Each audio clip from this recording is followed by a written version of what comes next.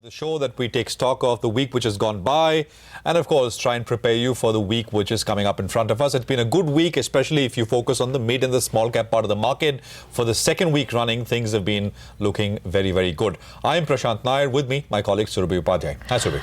Hi, Prashant. Well, the kind of news that the market has had to digest, the nation has had to digest this week. I guess all things being equal, it's not been a bad week at all, perhaps one would say. So let's just quickly get to this and recap what we saw in the last 5 trading sessions.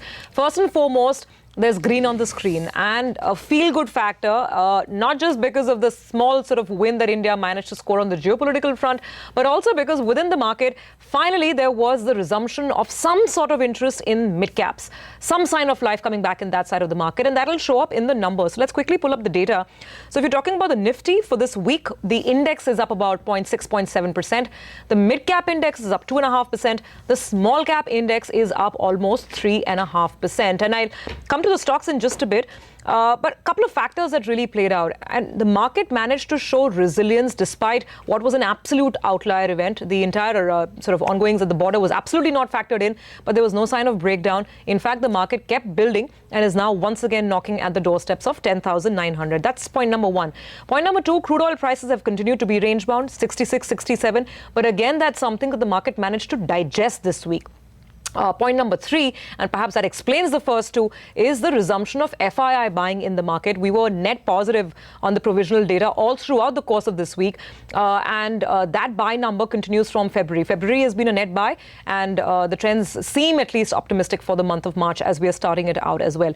Let's quickly come down to some of the stocks then and recap the action, and I'll start with mid-caps to illustrate the larger point. I mean, some of these stocks have been absolutely pulverized, and they were the ones that were coming back on the forefront. Motherson Sumi, CG Power, Arvind, the rebound on stocks like Z Entertainment and Dish TV, all of that continued during the course of this week. Names like V-Guard, etc. There were plenty of takers. If you're looking out for a sector per se, then sugar was a very, very sweet spot to be in. Smart gains, 20-25% on sugar stocks across the board. Balrampur, Dhampur, ethanol plays like Praj, etc. Coming to the large caps, as I said, Z is something to take note of because here the gains continue. This breathtaking V-shaped recovery on the stock. It's now closer to the 480 mark once again. Coal India, IOC, some of the PSUs are getting very active as we enter dividend season. Some of these stocks were also finding takers. Cement is a talking point again in the market. We'll discuss that with the guest on the show. So Ultratech was one of the big winners on the Nifty. Yes Bank, where there's a new man finally at the helm, and UPL. So all things put together, this is just an example of the stock action. But I think finally, there's a sense of relief on the street, at least for now, Prashant. Absolutely. And, you mentioned the mid-cap and small-cap returns for the week, but this is what they look like from the lows, the recent lows, which is, 2 weeks or so, right? The mid-cap index is up 5.5%. The small-cap index now is up almost 8%. So the gains have been put on pretty quickly. But it's still a small recovery when you look at the magnitude of the fall.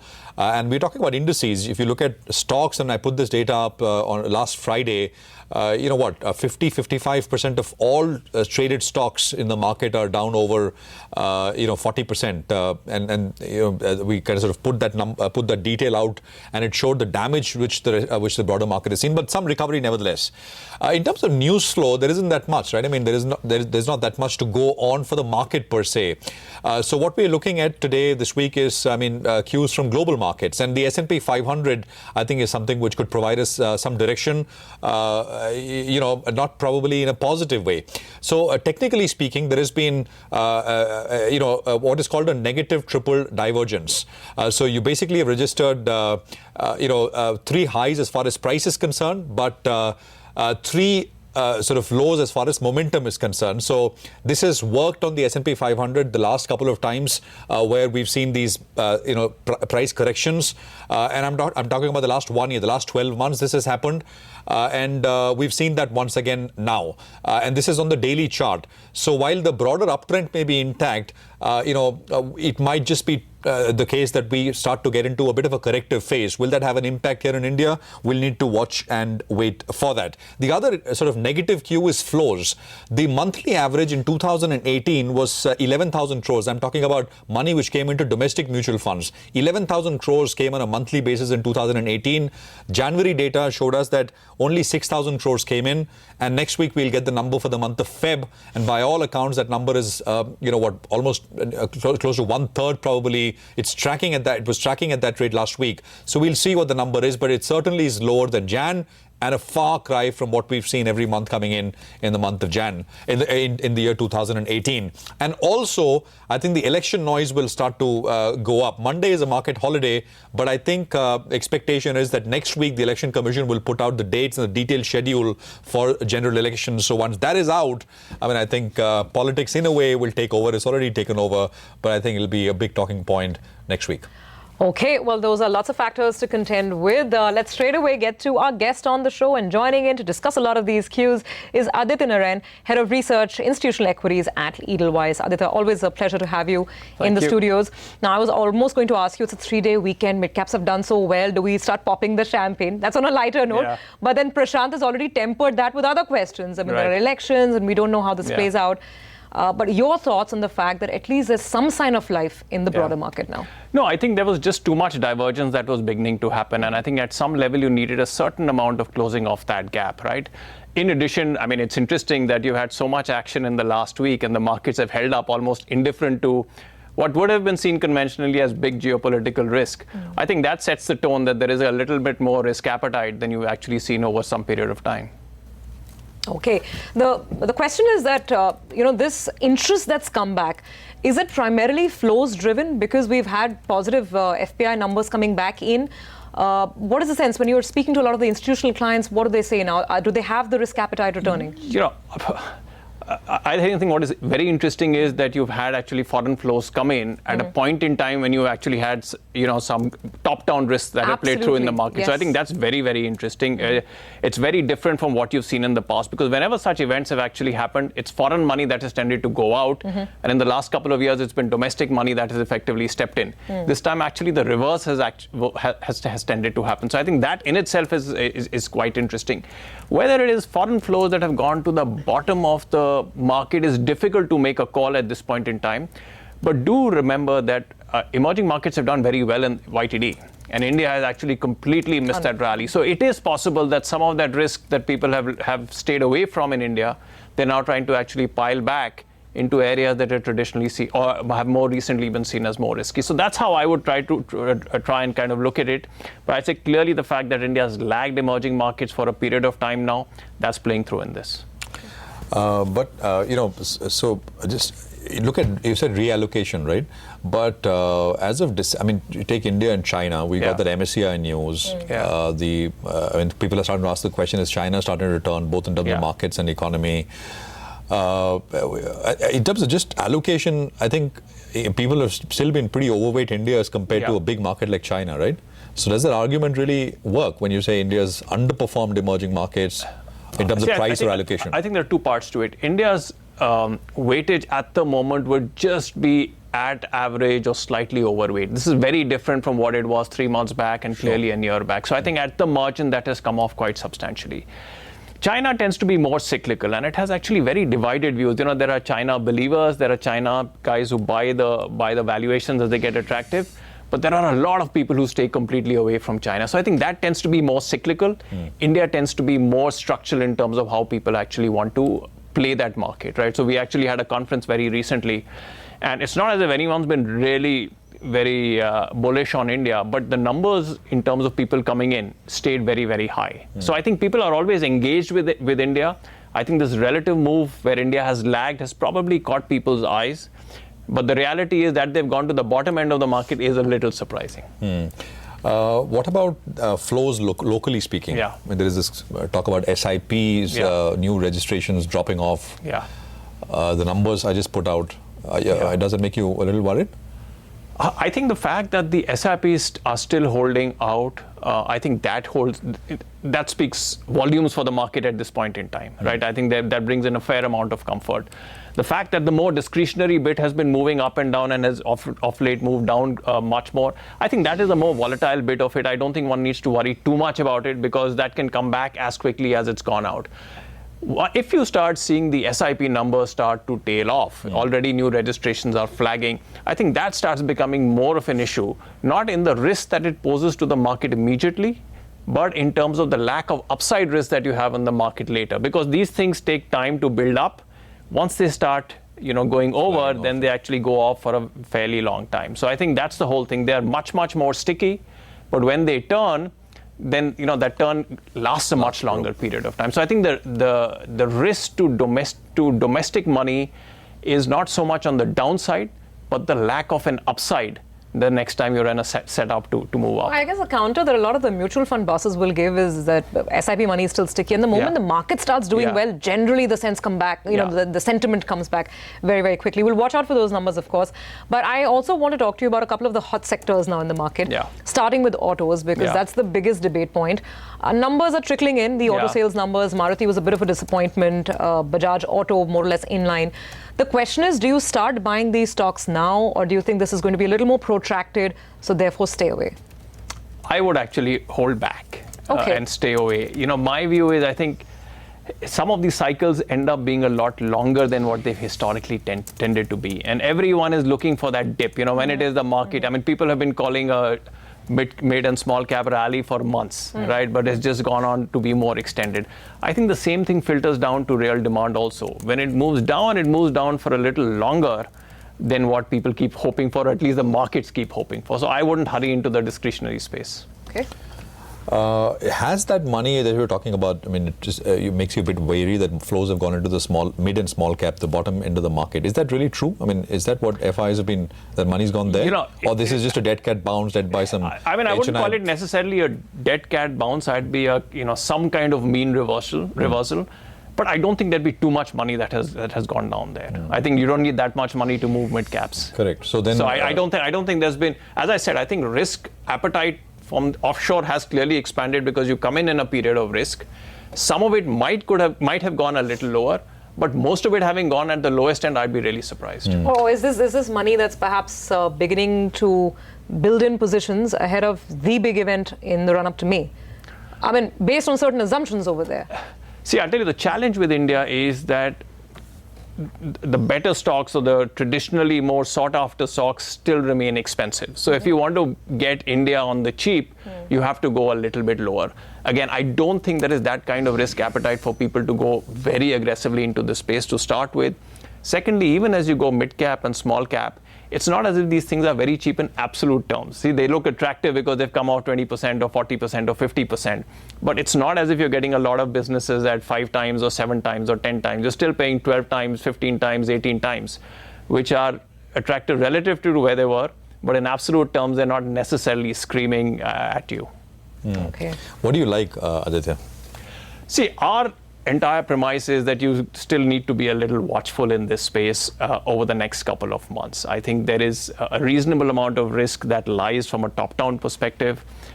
Business cycles are improving, but they're improving only modestly, and valuations are reasonably high. So from our perspective, it is actually much more of a defensive approach that we have. So we like a few in the consumer space, we like a few in the pharma space, we like quite a few in the IT space. But by and large, we are staying top end, and we are staying more defensive sectors. Okay, fair enough. What about the take on the cyclical recovery? I mean, we had the GDP numbers also come out this week, quite disappointing and pointing to a general slowdown. So cyclicals off your list? Cyclicals are typically off our list, X of the banks which run a different form of cyclicality.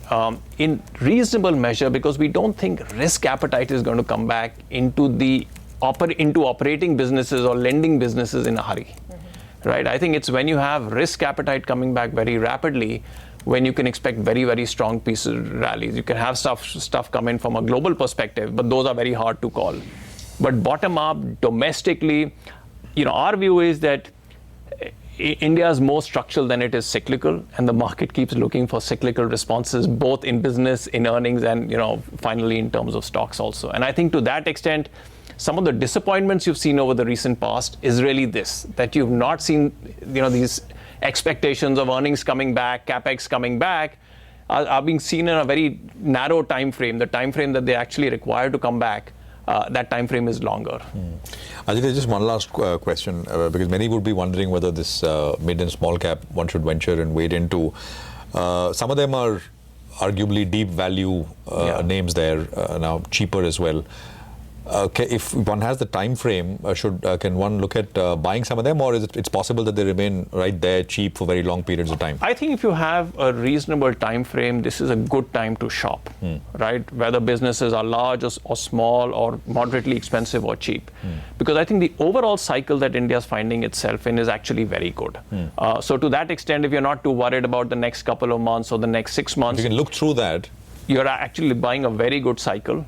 As I said, cycles have got extended, and the big cycle in India, I think, is at the bottom or past the bottom. It's not that it's just that it won't come back very rapidly. In that context, I think it's a very good time actually to buy. You just need to have the patience, not get caught up with all that goes up and down. And I think the one big thing that you need to keep in mind is that even this cycle, to some extent, has been given a push by the stimulus that you've got both on the monetary side and on the fiscal side. We were expecting this to come post the elections. It's come before the election, and I think that's a great thing because whoever comes into power, I think that's something that's not going to be pulled back. All right. Well, we hope for the best. Thank you very much, Aditya, for joining in. You have a great weekend, and we hope to catch up with you again soon. On that note, we will take a very quick break. On the other side, we talk technicals with Ashwini Gujaral. As we take the break, we'll leave you with some more fundamental opinion that we picked up during the course of the week. Well, what I've seen in last 1.5 to 2 years while managing mutual fund is that when the domestic money comes, it comes in very distributed mid-cap, small-cap funds and a lot of PMSs, small PMSs. And that money actually chases a lot of mid and small-cap companies. The running theme all across is buy growth at reasonable price. We say quality and growth at reasonable price, which becomes even more difficult to find. I think the monetary conditions in general are better today than a few months back.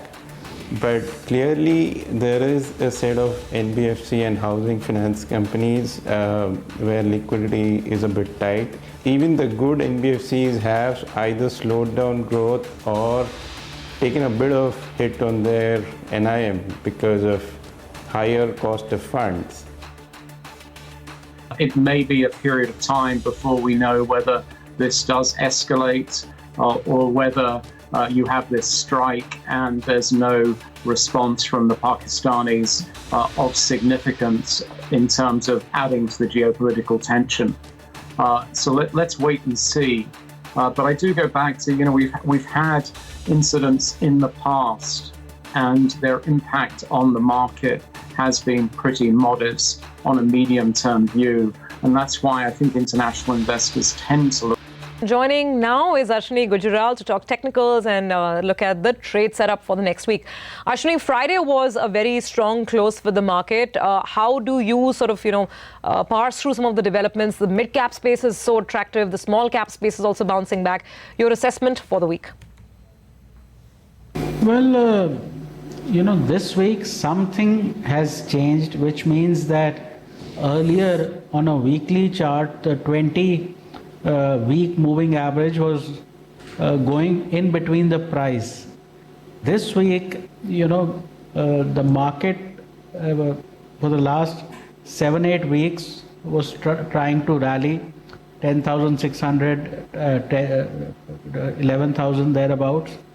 This week it came almost to say 10,700 and failed to get below the 10,700 mark, despite all kinds of war rumors and all kinds of negativity.